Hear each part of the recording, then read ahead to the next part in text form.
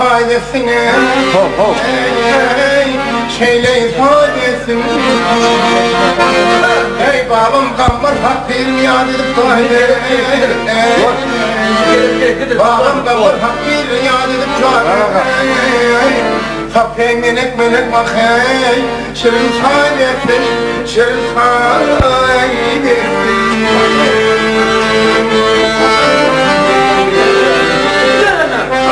Hedefin Mekken tutup bağladım kapının hedireyin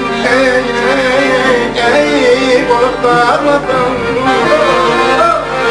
ey dandan tut bilen ağladım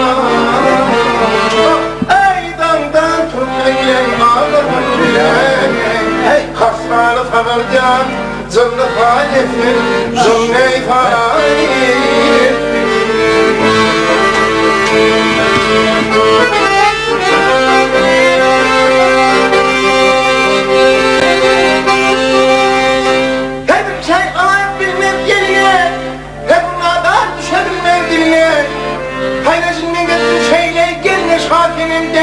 İnşeye bil halim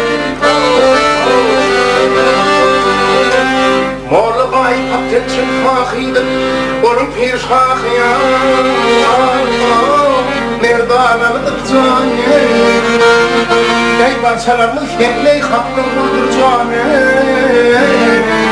Parçalarlık hemley hakkın buldur canı Yılan yıl geçti ey Yıl kıfanetin Yıl keyfanetin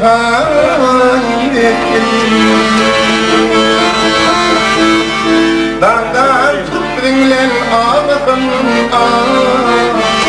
Dandan tut bilen ağabım Hasanı sararyan Zınlı fanetin Zınlı fanetin